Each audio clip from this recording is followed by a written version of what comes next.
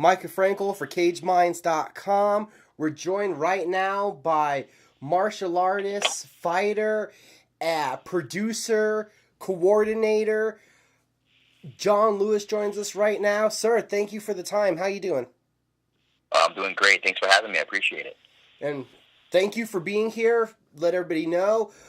John is a part of a movie coming out, A Violent Man. Again, the producer and the fight scene coordinator. Before we get to talking about the movie, though, I know you're a martial artist, lifelong, correct? Correct. And could you take us to where you started, take us to those beginning roots? Well, I started training when I was young, around 12 in Hawaii. And then I was always a fighter in Hawaii. Hawaii's a place that everybody's kind of into fighting as you grow up. A lot of fist fighting, actually. And I got into martial arts at a younger age, messing with Thai boxing and things of that nature. It didn't get serious for me until I started training in an art called Shokondo with an instructor named Dan Koji. And that kind of the Japanese Thai boxing style. He was the founder, but basically it was Thai boxing from him. He's a Japanese guy. It incorporated a few, little more, even more street stuff than just the Thai boxing.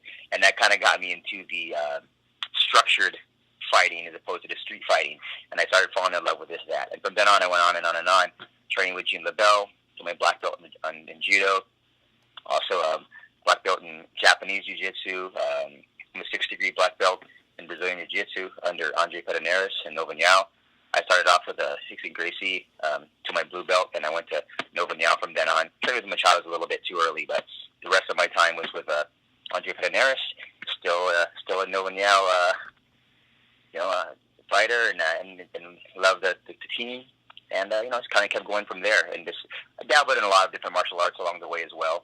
Early in the game, I kind of figured out that being at the sport at that time was very much style versus style.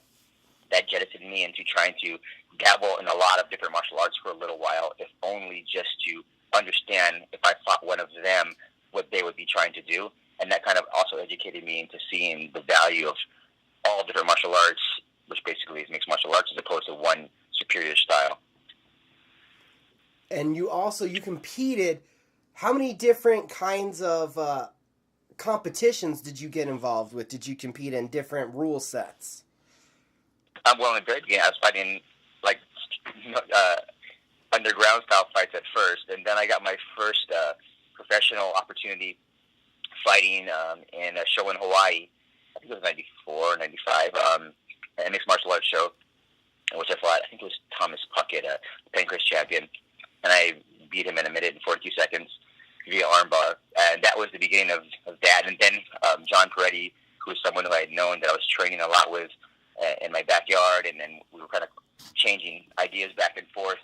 He brought me into extreme fighting because he was going to be running the show Battlecade Extreme Fighting, and he thought that, and he said, you want to take it out of your backyard and see what it's like to get other people on your level. So I started fighting there, and then from then on, Valley Tudo Japan and a bunch of other shows in Japan, and then eventually UFC, and the rest is history.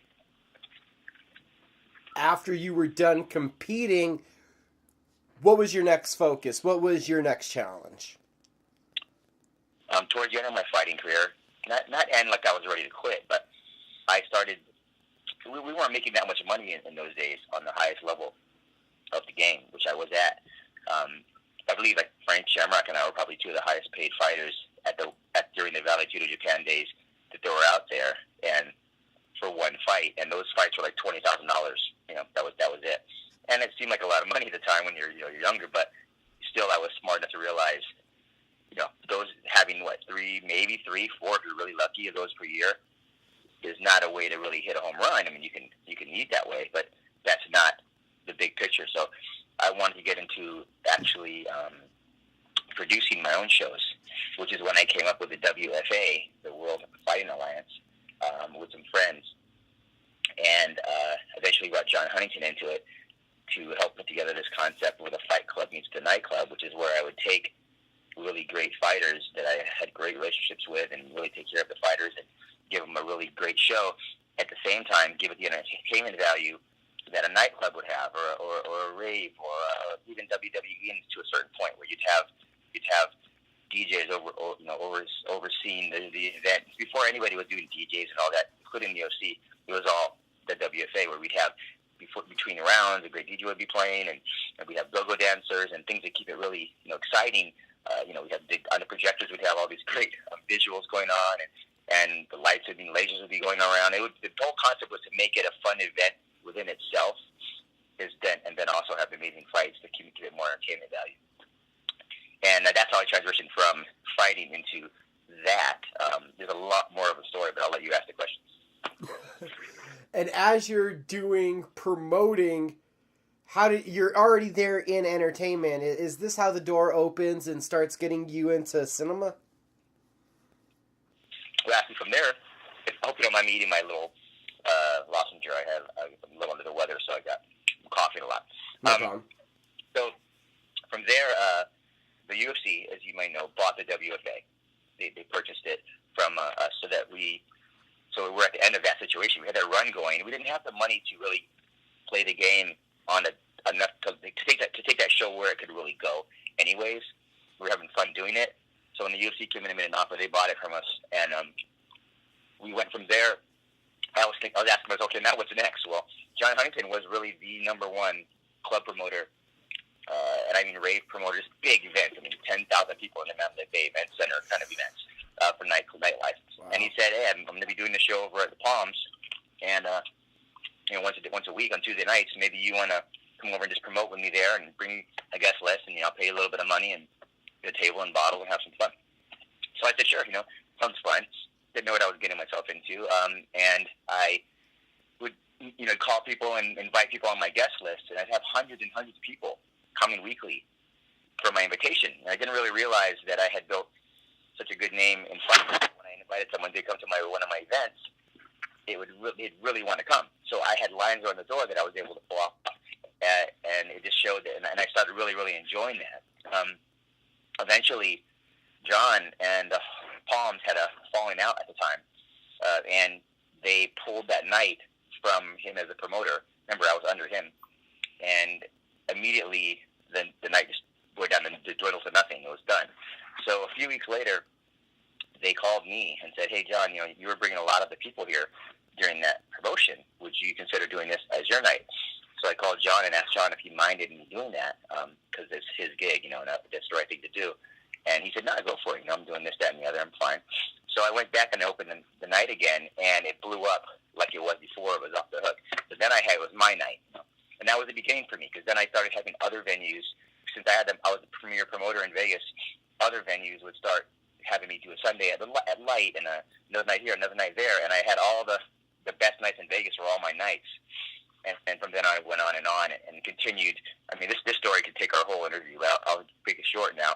From that point on, I evolved into marketing for casinos and on all the nightlife for the casinos and things of that nature, to looking at all the talent. And that was how I got from the fighting to club promotion. That lasted me 18 years, right, that alone.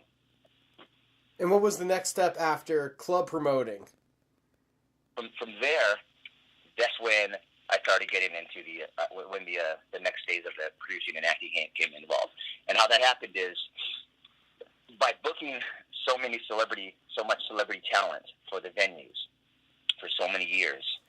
I built a lot of great relationships with major agencies like William Morris and CAA and Innovative Artists and places that just had all the talent.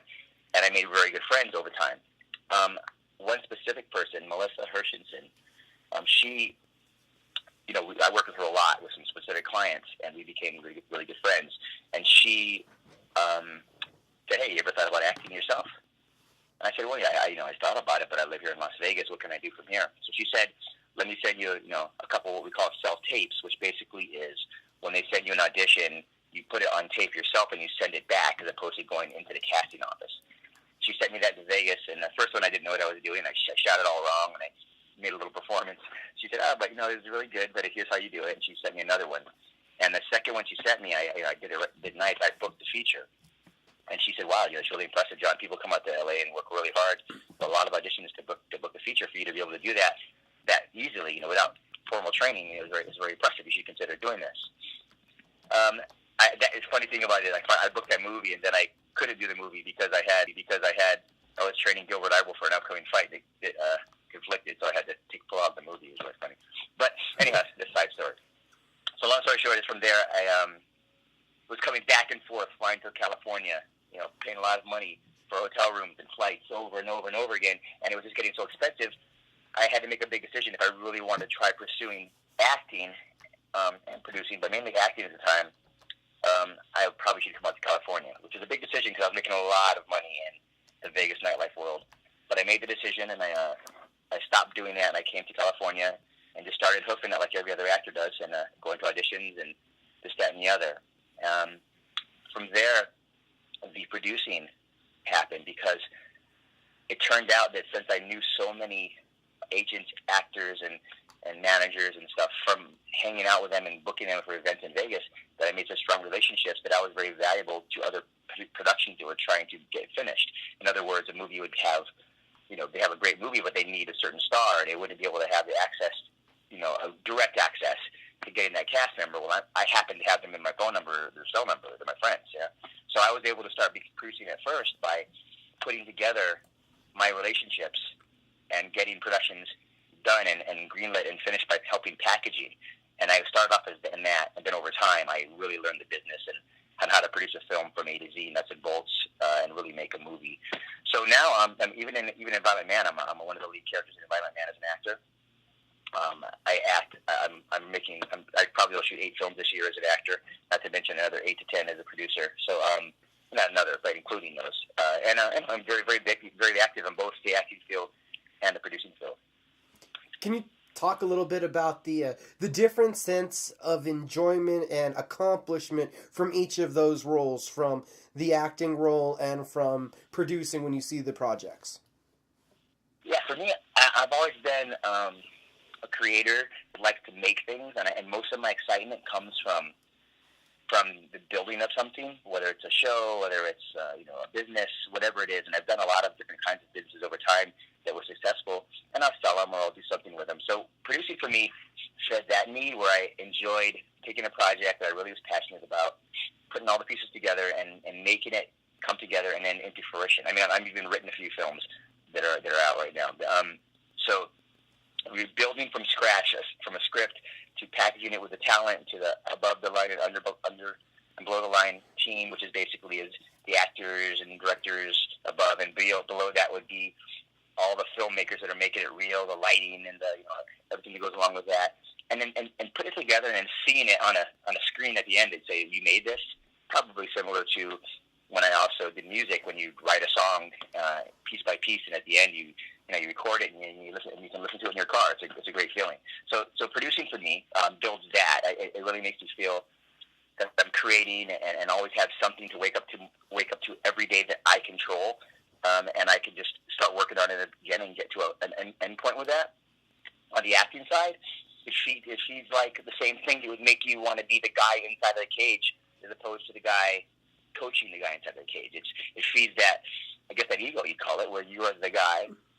And it also feeds what I got out of martial arts, where it was always a big learning experience to get better at something new and try to master something different, And with acting, it's similar in a way that you really expose yourself in truthfulness to the world and just hope that you're accepted. But it's not about, but you can't hide, And in the ring, when you fight, when you step into the cage, you are a special breed of person, whether you win or whether you lose, just for being in the cage. Because a lot of people talk, but very few would step in the cage, allow the world to see them win or lose, great or disastrously, and put themselves out there. So acting's the same thing. Acting's a very, very scary thing, one way, very vulnerable, you make yourself, but at the same time, it's very, very fulfilling to put on a great performance and try to move someone in the audience watching you and then contribute to their life somehow. And now we can get around to the film, A Violent Man. First off, John, again, producer, fight scene coordinator, how did you get involved with this project, with this film? A gentleman named Justin Steele, a producer, I also produced a film with him a little bit earlier, a few years earlier, called Cut Shot Straight, and he came to me, this script is finished, and this project was already in development. And they needed some more people. To be involved. They wanted to give me a role as one of the main lead roles in it, as well as they also needed to help with the fight choreography and production-wise as far as bringing in talent. So I brought Chuck. I brought some of the other big names, Felicia Terrell, some of the other names that were inside of the movie. I brought them in as well and got them to do the film, which helped the film get made. And that's how it happened. So really, as an actor, producer, as far as bringing in talent and helping the production come to fruition, and then the choreography choreographing the fights to all the training up until it, to bringing, Thomas Jones is a very, very great athlete. He's an NFL star as well as a really talented actor, and to get him comfortable working with a guy like Chuck, which is intimidating no matter who you are, to stand in front of someone who's done so much damage. And if you don't know Chuck and what a great guy he is, he could be a scary guy to someone who doesn't know him. So I had to get Thomas comfortable with rolling and working with him and getting used to them having some kind of like chemistry together. So that whole process was great. I mean, choreographing it to the time up until it, of our rehearsals to the actual shoot days, it was a fun thing. But yeah, I got involved in all three levels. What intrigued you about the project? Was it being on all three levels? Was it the story? What got you to want to get involved with it? What intrigued you about it? For me, it's always acting. I mean, I do the producing side of it because I enjoy having business, working on businesses and making things happen. But my passion is in the acting for me. So it came from me first as an actor, and then producing as far as bringing in talent, like we talked about, and then I'll do the choreography as well. My goal in the industry is not to be a fight coordinator by any means, but in a film like this, where it's really based on a world that I know so well, it would be silly not to make sure I had my hands in that, to make sure that I could help it look realistic and give it some authenticity, And to that point, what goes into designing that scene and especially for those that haven't seen the fight, to see the movie, there's obviously a big fight that we're talking about that takes place in the movie. What goes into planning out and doing a scene like that? I'll start off at home on my own, just putting together the sequence of the events that are going to make that fight happen, and what's going to happen within the fight. I'll actually beat it out, as in write little beats. This happens and this happens, and he does this and he does this, and I'll write it in words first, and then I may do some research online and try to find some cool techniques to put into it. I didn't want to just do exactly the same old corny stuff you see every MMA movie do, because it kind of gets boring to me, that part of it. Mixed martial art comes across really, really cool in actual fight on pay-per-view, but sometimes in movies it can look very boring.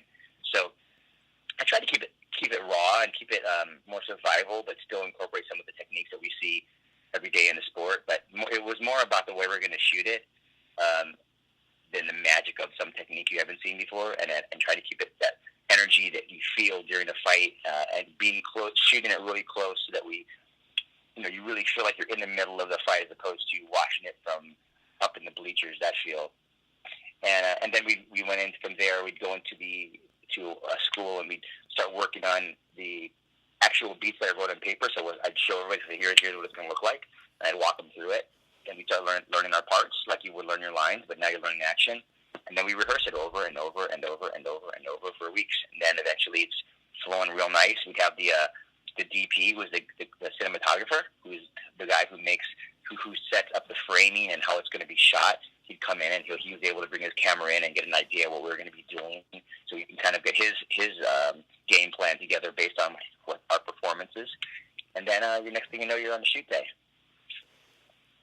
Now you're there on set, and with all the different facets you're doing, how much are you there and still having to be during those fight scenes, the coordinator, the coach coaching up Thomas? Again, you said an athletic guy, but not really a martial artist from what I understand. So how much on set are you coaching? Oh, I'm the whole thing. I mean, I'm there, like I say, I'm there as an actor as well, so I'm doing my parts. But when it came to the actual fight scenes, then I'm there as the choreographer, and I'm just standing I'm sitting underneath the camera, so and I'm watching from the outside in, and I'm just letting them do their thing. Most of the time, at that point, they kind of really did their homework and they really know their parts and they know exactly what they're going to be doing. So there's not much you need to do unless you notice something could be cool or something could be added last minute or that didn't come across like I thought it would. Let's add it. Let's do it this way. But for the most part, all that hard work is done in rehearsal, and by the time you're on set, you're just trying to capture it on camera. And I am there the whole time, right next to them, just making sure it's going right. A struggling mixed martial arts fighter finds himself in a fight for his life after his one-night stand is found dead in her home. What would you want to tell people about this story to let them know a little bit more about the film? Besides it having a great cast, Thomas Jones and Bruce Davidson, Denise Richards, Chuck Liddell, Felicia Terrell. I mean, a lot of more people, a lot of great people in the film. It's a well acted project, but it's not like just a mixed martial art movie where it's just about the big fight at the end of the show. The same old thing you see every martial art movie do. It's more about it's a thriller that's based on a individual that is trying to get a leg up like everyone else is, but it's probably at the end of his career, or maybe not, or maybe he's just not going to get the shot that he's looking for, and he has an opportunity to, and he in having a match with this other gentleman, Chuck Liddell, who's playing a great role in this as well. He did a great job in this. They're just playing around, training in the gym, kind of sparring, and he catches him in a technique, and someone captures it on video, and it kind of goes viral. But what really happens is one of the nights when he's getting interviewed by Denise Richards, the next day she's found dead, and he becomes the number one suspect. And the movie really is based on that premise. It's all about, did he really do it? And then you see things happen along the way, and the whole time you're battling if he did it or not. And it really is a fun movie because it's more of a thriller that captures you than it is about the fight in the cage. That's the least important part of it. And before talking to you, I got to view the movie. I didn't know when we got scheduled with the interview that you were acting in the movie. So quite a pleasure to me. I'm like, hey, look, there's John. Oh, wow, he's a major part of the film. So that was cool. Almost undersold on the notes of what I had of producer and fight scene coordinator. It's like, kind of undersold a little bit. No, it's fine. It's fine. Let it unfold naturally. What is it like watching Chuck Liddell transition? Because you have this giant IMDb. You're getting pretty veteran in your status here in the film industry. What's it like seeing him cross over? Sorry, seeing who? Chuck Liddell cross over also from the martial arts world to acting. It's fun. It's great. And we cross paths so often too in different things that we're doing. Excuse me. Yeah, he's doing a good job. He's really taking it seriously. Really trying to become better and better as an actor, which I love. So is Tito, by the way. And it's fun to cross paths because we're in the same world in a lot of ways, even in the acting world. And there'll be projects that I'm on that he's going to be on, or things happen like that. And it's fun to be able to still work together in another facet compared to the days of when I was training him as a fighter, as a trainer. Now I can actually cast him in films that I'm making. So it's really fun. It's just seeing him do his thing and seeing me do mine, and how that we can still be in each other's lives in that facet. You look at the finished product. How big of a sense of accomplishment is this for you with all three facets that you put into this film? It's great. It's another great film. There's a lot of them that we're shooting, and I love making good product and putting it out there and seeing how the world likes it. This is a good step along the way, and I think it's going to be a good film. Also, it really showcases Thomas Jones, who is executive producer as well. He really did an amazing job as an actor in performing in this, and he really he made it happen. He was the main guy that put this whole thing together from a business perspective. So it's a really good film, a good part of my career. I'm shooting 2 new films next month. One in Puerto Rico called The Last Story of David Allen with my partners, Wonder Film Media, and then another one right after that called, what's it called? I think it's 10030, which is going to be with I think it's Pierce Bronson and some other people, some great people in there, Shia LaBeouf and some others. So it's coming together. There's a lot of stuff going on. This year I have already in the can right now, not in the can, but already scheduled right now for me shooting as an actor, like I said, about 8 films back to back, and they keep coming in. So I'm working nonstop and making product nonstop, and just enjoying this new part of my life. That is awesome. That is awesome, John. Again, I got to thank you for giving me this time, allowing me to question you. Best of luck on all the success with all the films. It was a pleasure to get to watch it. Thank you for supporting. I appreciate it, sir. Awesome, everybody. A Violent Man. John, do you know any of the distribution details? Anything about when and where people can watch it? Well, I know it's going to be a limited theatrical. I can have our publicist send you a little list of where it's coming out theater-wise. I know you can get it on VOD as of right now. I believe it just came out. If not by now, by the 8th for sure.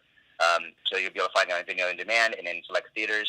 Those theaters I can get to you from the PR. And if you want to see some more information or follow what I'm doing as well, my Instagram is now it's called Actor John Lewis is my Instagram.